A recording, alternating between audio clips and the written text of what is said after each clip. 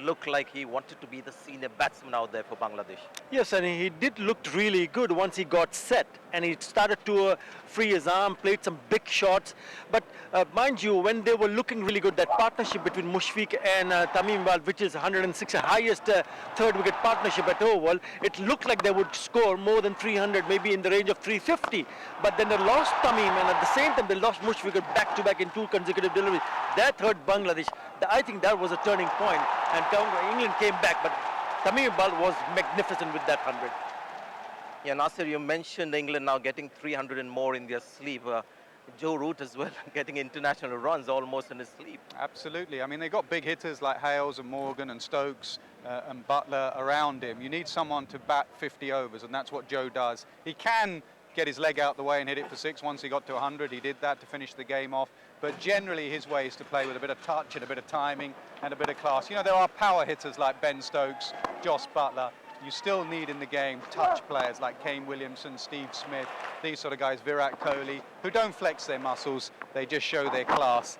And it's important for Joe. This is a massive tournament. Everyone has him as one of the great players in world cricket. It's important he made a statement for himself today, and he certainly did that.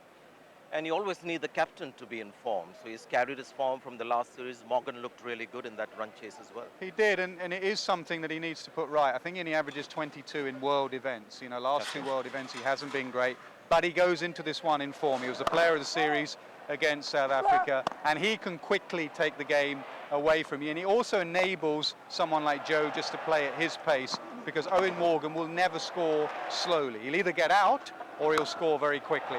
Some of those shots he played today were quite remarkable, brilliant hitting. Yeah, Thur, you mentioned not enough runs, but once again I want to go to the bowling of Bangladesh. You asked the question of the captain as well. Not enough variety, maybe more sort of genuine spinners playing in the next match for Bangladesh. Do you see that happening at all? Yeah, I thought that they could have picked up Mehdi Hassan.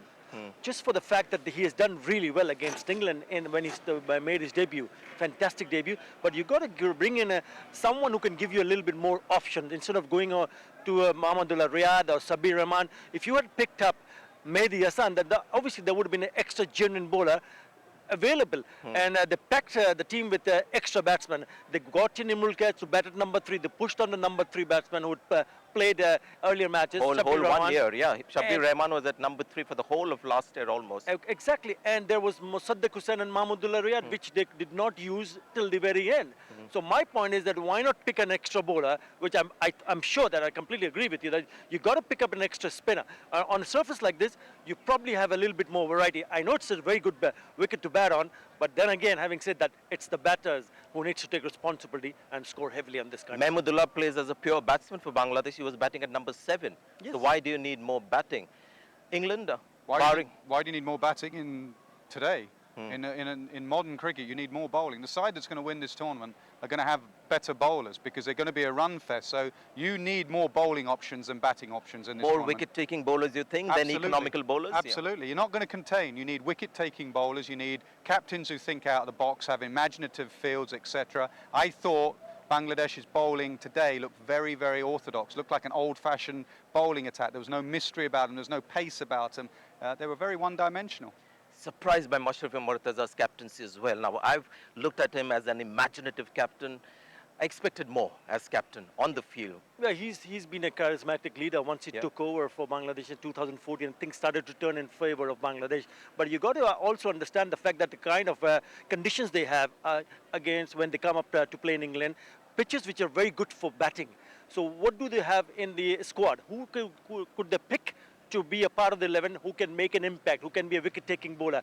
It's not only about bowlers. I would like to once again go back to the batters.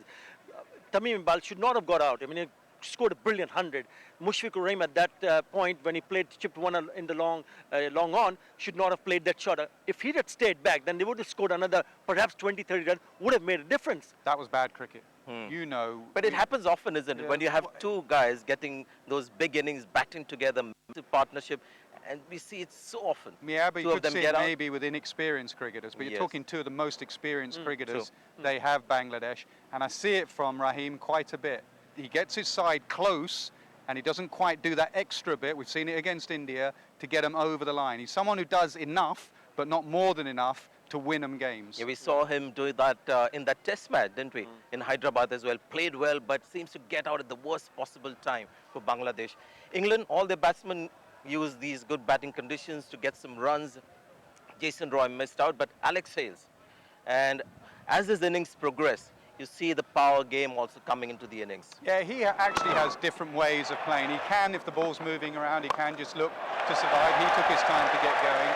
But he's a good player of spin. He likes to hit spin a long way. He's in good nick, unlike his partner, Jason Roy. They're very odd as a combination. When Roy's been in form, Hales has been struggling, and vice versa. When Roy's now struggling, Hales in great nick. So as a combination, they're quite low down the list of opening partnerships. But one thing's for certain, he is in good nick. He'll be disappointed he missed out on 100 today. Will they keep going to Jason Roy, you think, England? I think so. I mean, the captain, remarkably, the captain is such a strong-minded person. He said straight away at the start of the tournament, he's virtually going to play the whole tournament. Now, that's to alleviate a bit of pressure from Roy. If he had said, for example, he's going to play the first 2 games, he'd have been under immense pressure going to Cardiff to get some runs. Now, Morgan's just said, no, you can play, you can play. So he wants Roy to go and play his natural game. But we all know, eventually, you're only judged by the runs you get if you're a batsman. Eventually, he's got to make a contribution. He's a terrific player, isn't he? I'm glad that he's going to get the long roper. But that was what, England-Bangladesh, another big game coming up. There's Australia and New Zealand, so that is one game that we're looking forward to. 4 teams, it's a crisp tournament. You don't get a third chance, as I keep saying. Second chance, maybe, not the third chance. So how do you look at that game, guys? Well, you talk about Australia and New Zealand, they're very good sides, and you would expect them to come in and play much more superior cricket than what we saw from Bangladesh today as the batting team. They would enjoy batting, especially if you look at Australia.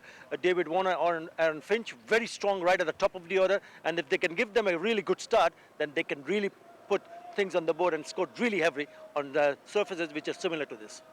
How much does pedigree matter for teams like Australia, who used to being champions on the big stage? Does that matter in tournaments like this?